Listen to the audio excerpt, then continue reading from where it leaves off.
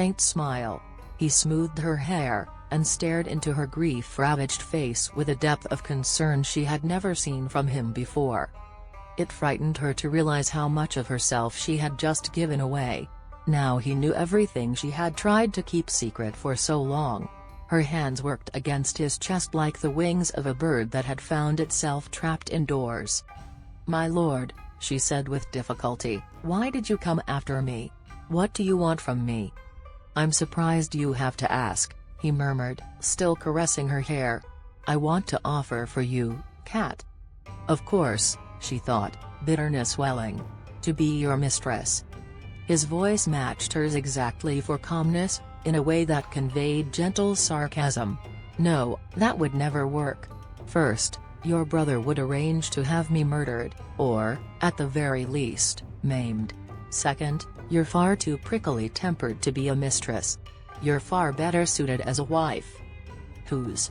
she asked with a scowl. Leo stared directly into her narrowed eyes. "Mine, of course." Hurt and outraged, Catherine struggled so violently that he was forced to release her. "I've had enough of you and your tasteless, insensitive humor," she cried, leaping to her feet. "You cad, you! I'm not joking, damn it!" Leo stood and reached for her, and she hopped backward, and he grabbed, and she flailed. They grappled until Catherine found herself tumbling backward onto the bed. Leo fell over her in a controlled descent, a pounce, really. She felt him sinking into the mass of skirts, his superior weight urging her legs apart, the muscular mass of his torso pinning her down. She writhed in distress as excitement went skimming and tickling all through her. The more she wriggled, the worse it became. She subsided beneath him, while her hands kept opening and closing on nothing. Leo stared down at her, eyes dancing with mischief, but there was something else in his expression, a purposefulness, that unsettled her profoundly. "Consider it, Marks. Marrying me would solve both our problems. You would have the protection of my name.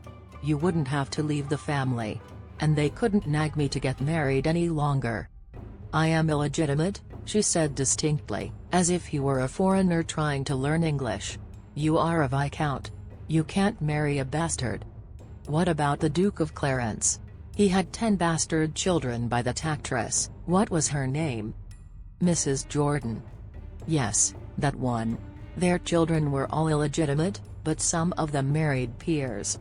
"You're not the Duke of Clarence." "That's right. I'm not a blue blood any more than you are. I inherited the title purely by happenstance." "That doesn't matter. If you married me, it would be scandalous and inappropriate, and doors would be closed to you." "Good God, woman, I let 2 of my sisters marry gypsies. Those doors have already been closed, bolted, and nailed shut." Catherine couldn't think clearly, could scarcely hear him through the pounding in her ears, the wild clamor of her blood. Will and desire pulled at her with equal force. Turning her face away as his mouth descended, she said desperately, "The only way you could be certain of keeping Ramsay House for your family is to marry Miss Darvine." He gave a derisive snort. "It's also the only way I could be certain of committing sororicide." "Of what?" she asked in bewilderment. "Sororicide. Killing one's wife. No, you mean to say uxoricide." "Are you certain?" "Yes, uxor is the Latin word for wife." "Then what's sororicide?" "Killing one's sister." "Oh, well, if I had to marry Miss Darvine, I'd probably end up doing that too." Leo grinned down at her. "The point is, I could never have this kind of conversation with her." He was probably right. Catherine had lived with the Hathaways long enough to fall into their style of banter, slipping into the verbal detours that could start one talking about the increasing problem of the Thames River pollution, and end up debating the question of whether or not the Earl of Sandwich had actually invented sandwiches. Catherine restrained a miserable laugh as she realized that although she might have had a slight civilizing influence on the Hathaways, their influence on her had been much greater. Leo's head lowered, and he kissed the side of her neck with a slow deliberation that made her squirm. Clearly he had lost interest in the subject of Miss Darvine. "Give in, Cat. Say you'll marry me." What if I couldn't give you a son? There are never guarantees. Leo lifted his head and grinned. But think of how much fun we'll have trying. I don't want to be responsible for the Hathaways losing Ramsay House. A new seriousness infused his expression. No one would hold you responsible for that. It's a house. No more and no less. There isn't a structure on Earth that could last forever. But a family goes on. The front of her bodice had gone loose. She realized that he had been unbuttoning her as they had been talking. She moved to stop him, but he had already managed to spread the front of her bodice open, revealing her corset and chemise. Therefore the only thing you'll be responsible for, Leo said huskily, is going to bed with me as often as I wish, and participating in all my air-inducing efforts.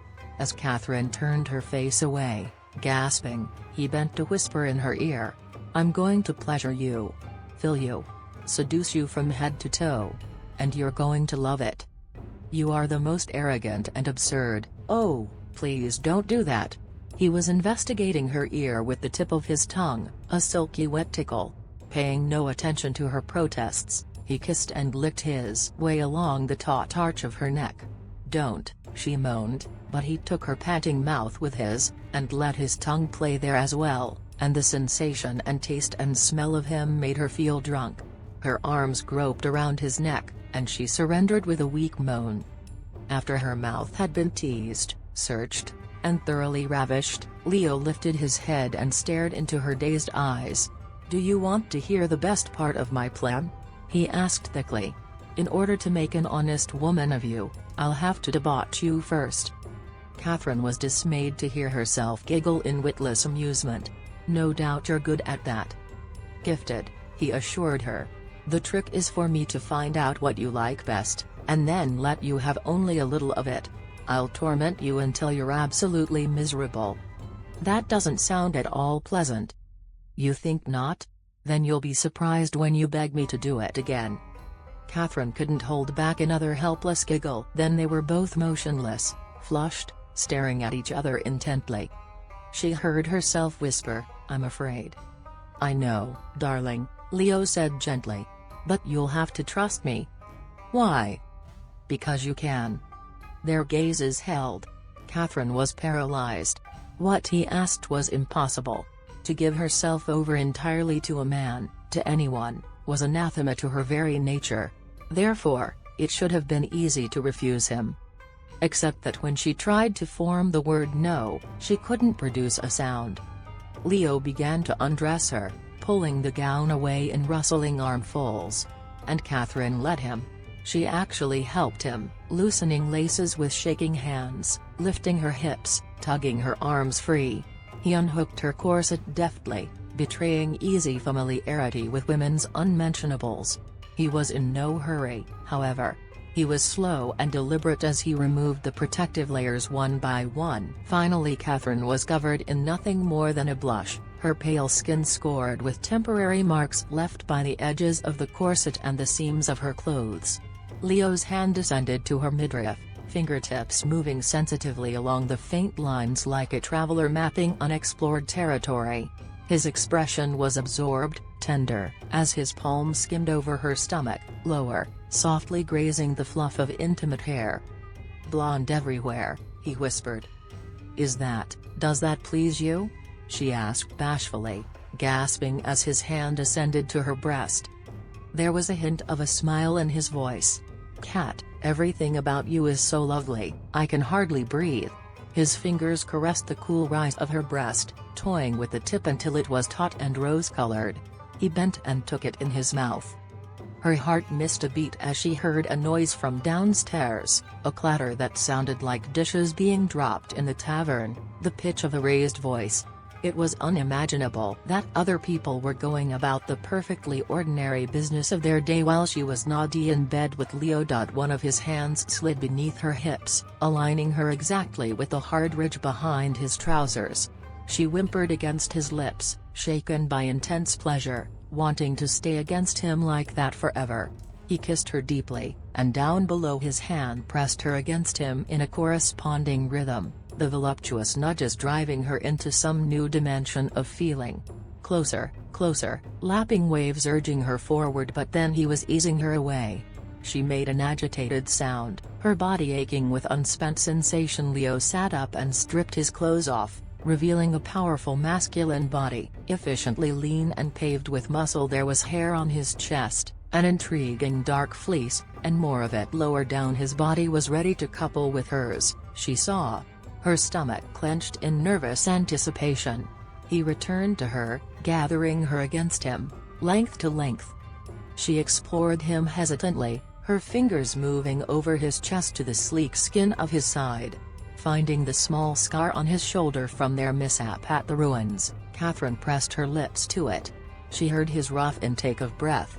Encouraged, she inched lower on the bed and rubbed her nose and mouth through the soft mat on his chest. Everywhere their bodies touched, she felt his muscles tighten in response. Trying to remember Althea's long-ago instructions, she reached down to the upthrust shape of his arousal. The skin was like nothing she had ever felt, thin and silky, moving easily over astonishing hardness. Timidly she leaned down to kiss the side of the shaft, her lips brushing against a strong pulse. She looked up to gauge his reaction, her gaze questioning. Leo wasn't breathing at all well. A tremor shook his hand as he passed it over her hair. "You're the most adorable woman, the sweetest," he gasped as she kissed him again, and laughed unsteadily. "No, love, it's all right. No more of that for now." Reaching down to her, he pulled her up beside him. He was more insistent now, more authoritative, in a way that allowed her to relax completely. How strange that she could so easily relinquish all control to him, when they had been such fierce adversaries. He parted her thighs with his hand, and she felt herself turn wet even before he touched her there. He teased through the protective curls, spreading her intimately. Her head tilted back against his supportive arm, and she closed her eyes, breathing deeply as his finger slipped inside her. Leo seemed to luxuriate in her response. His head bent to her breast, and he used his teeth gently, licking and gnawing in time to the slow thrust of his finger.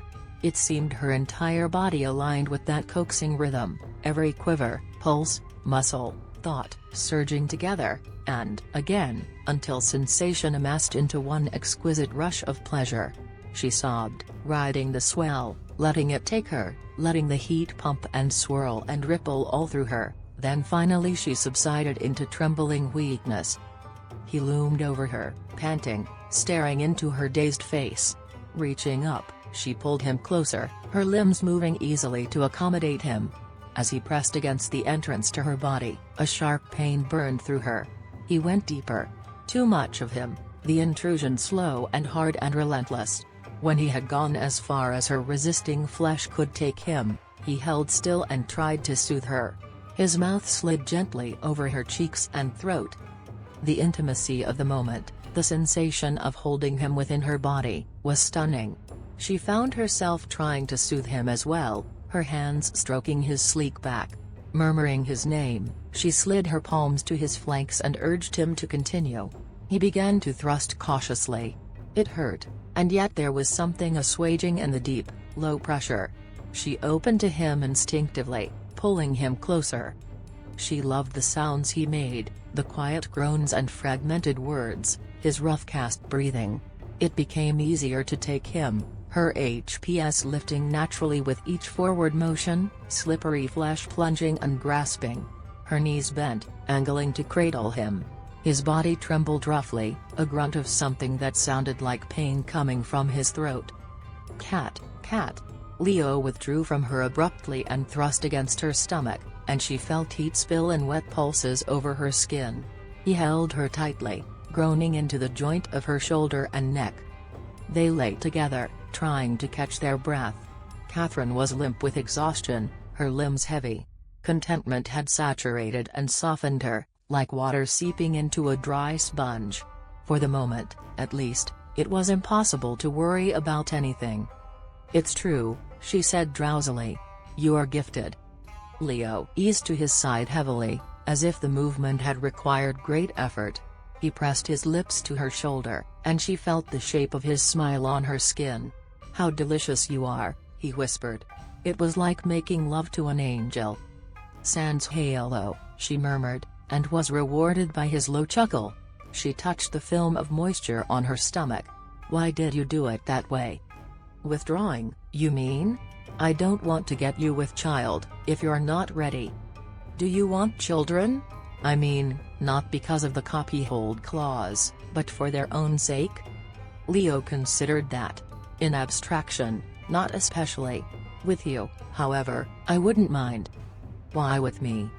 Taking a handful of her hair, Leo let the pale runners sift through his fingers, playing with it. I'm not sure. Perhaps because I can see you as a mother. Can you? Catherine had never seen herself that way. Oh, yes. The practical kind who makes you eat your turnips, and scolds you for running with sharp objects. Is that how your mother was? He stretched, his feet reaching far past hers. Yes. And thank God for it. My father, bless him, was a brilliant scholar, one step removed from lunacy. Someone had to be sensible. Rising up on one elbow, he studied her. He used the pad of his thumb to smooth the arc of her eyebrow. Don't move, love, I'll get a cloth for you. Catherine waited with her knees drawn up, watching as he left the bed and went to the washstand. He took up a cloth, dampened it with water from a jug, and cleaned himself efficiently.